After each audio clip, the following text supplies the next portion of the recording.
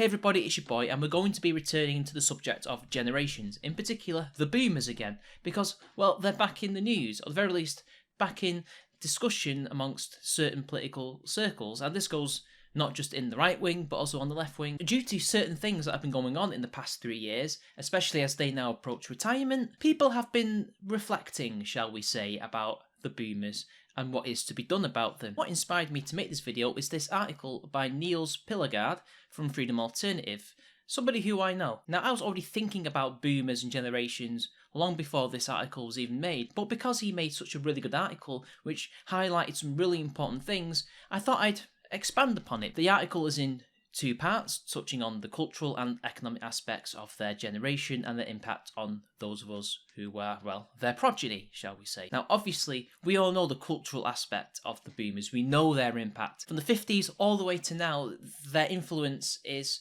unparalleled, simply due to their size. All the things that we now associate with millennials and Gen X and Zoomers was really started by the boomers in the 60s, in the Summer of Love, with the revolutions, the creation of the New Left, intersectionalism. All those things are still relevant today. They're still having real life effects on us. And as for the economic impact, again, as he mentions, the pyramid scheme of the welfare state that was initially created in Prussia was something that the boomers perfected in their middle age, but they didn't invent it, which I will get to in a little while later.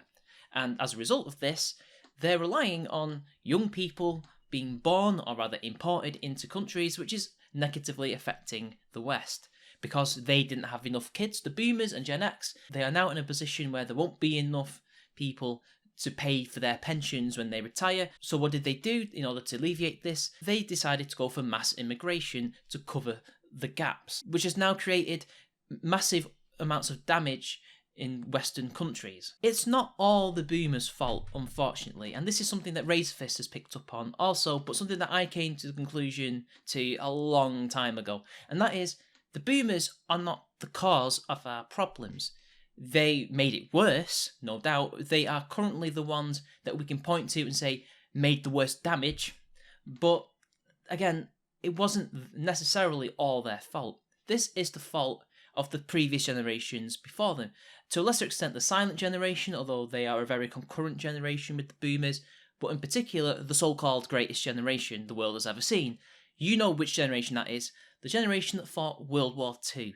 These were the people who grew up during World War I and who accepted socialism and communism in all its myriad forms to such an extent that the 1930s were labelled as the Red Decade in America and also in Britain and other Western countries, when it was fashionable and very cool to not only talk about Nazism and fascism in positive terms, which some people like to mention in pop culture, but also communism, socialism, things like that. This wasn't the boomers or even the silent generation that did this. This was the greatest generation. And then obviously after World War II, not wanting to have the same mistakes that were made in World War I, where they were promised homes fit for heroes and things like that. What happened during World War II, just as the end was nigh? Churchill was voted out of power, and in place was Attlee. Who voted for him? The greatest generation who had matured during that time. They wanted mass nationalisation, they wanted socialism, they wanted the NHS, they wanted all of that. They wanted social housing. And what was the end result? The destruction, the cultural and aesthetic destruction of our cities, and also the destruction of the British Empire, although that was also due to external factors as well, but we can't deny that the welfare state and NHS had a role to play in that also, making us even poorer. And the boomers, who were born during or just immediately after all of this was taking place, were brought up with the belief that they would inherit all this, that the greatest generation will leave behind them a world of plenty and of material goods protected by the state, granted to them by the state. All they had to do was to keep the system in place, was to have loads of kids, and to work hard, and to reap the benefits in their old age. But of course, as we know, this pyramid scheme of the welfare state, which was first implemented in Prussia in the 1800s, is nothing more than, well, a sham. So all of that isn't something that is necessarily the boomers' fault, but they should have noticed the flaw in the system. They should have noticed that this was a sham. Instead, they continued to go with it. Why? I don't know. I think it's a combination of many factors. They grew up in a time and place that was unprecedented in its improvement, in material improvement, in even cultural thing. In the 50s, it's considered a golden age for America, and in the 60s, when London and Britain were swinging, for a reason. Macmillan was right, I think it was him, who said that people had never had it so good. If you think that the Industrial Revolution had a massive improvement in people's lives in the 1800s, that was dwarfed by what happened after World War II. So this created really a sense of entitlement and selfishness, that this was built for them, that they should enjoy that. They really were the first entitled generation, and that entitlement has only been passed down to the Generation X, to the Millennials, and to the Zoomers, and is only been getting worse as a result.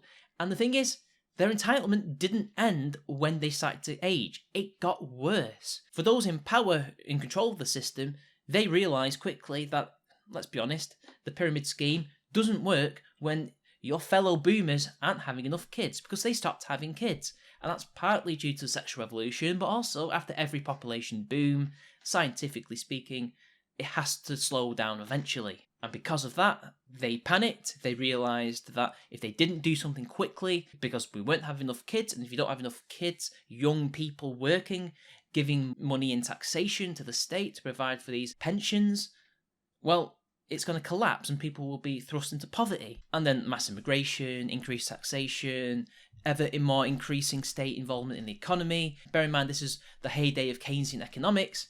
Yeah, you can imagine that they were desperate to keep this as much as possible. And that's really where the boomers messed up. When they realised, a lot of them, that it was unsustainable, chose to go along with it still anyway to spite everybody else, because it was their entitlement, their birthright. But apparently not ours. Because another thing is, they don't like saving for the future.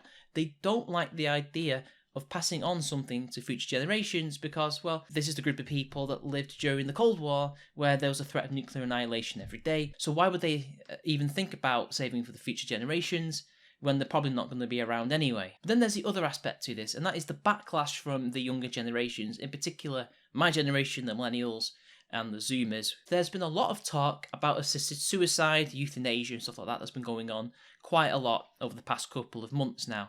And that has a lot to do with the elderly. The elderly, by and large, are the ones who are most affected by this. There are people who advocate for the elderly to commit suicide, assisted suicide, to kill themselves for the benefits of the young.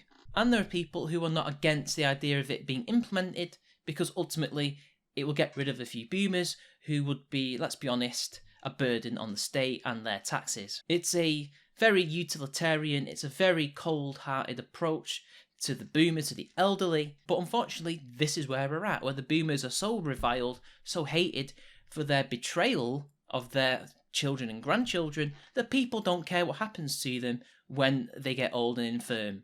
They would rather them kill themselves or be killed in care homes rather than be protected or looked after in their old age and die with dignity. And to be honest, I can understand why. It wasn't just the millennials or the Zoomers or Gen X that were advocating for mandatory vaccines, lockdowns and mask mandates.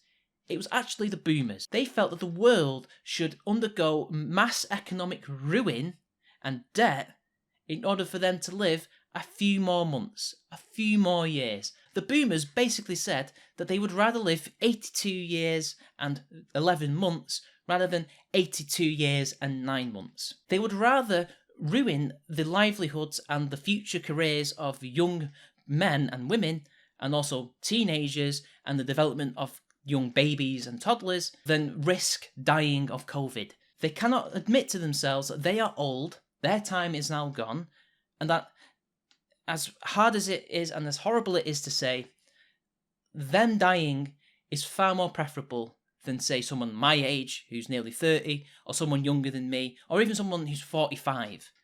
It is far more acceptable for them because they're old, their time is past, they're retired, they don't really contribute as much as they can anyway, physically, even mentally. But no, they can't admit that. They're so trapped in this entitlement that they're the boomers, the most important, culturally significant generation of all time. They can't die just yet. Their work isn't done. They want to enjoy the good times while everybody else toils for them so that they can sit in their ivory towers and do nothing. That is something that a lot of people, regardless of their political beliefs, from the ages of 16 to at least their 40s, maybe even 50s. That is what they believe. And I sympathise with it. The boomers brought it upon themselves. But unfortunately, all of this could bite us in the ass also. It's one thing to advocate all these things to get rid of the boomers. This could be used against us. What if, when we are old, that we become as entitled as the boomers and repeat the same mistakes? Well, then our kids and grandkids are going to want to kill us as well. Because why not? We did it to their grandparents and great-grandparents. We might actually learn from their mistakes, but it may be too late. And by the time we're old, the younger generation have decided, well, yeah, it's time for you to go, guys. We'll take it from here. We just don't know. It's a very risky thing to advocate for the boomers to kill themselves or to be killed in care homes and hospitals when it will happen to us potentially when we're old. Now, in conclusion, as much as the boomers are to blame for the current predicament we find ourselves in the West and arguably the world, they aren't the ones that created the system in the first place, but they made it worse. I do think that more blame should be assigned to the so-called greatest generation and that they need to be historically evaluated, as do the silent generation.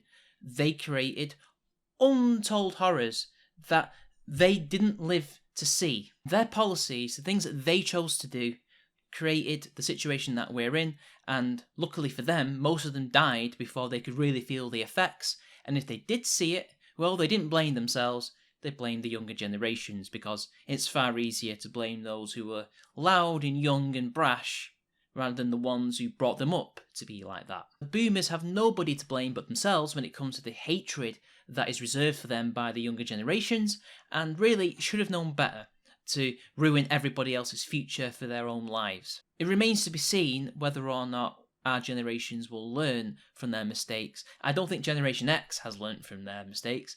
In fact, I don't think they're really doing anything. As for millennials, well, we're not quite at the age where we will be assuming responsibility for the world.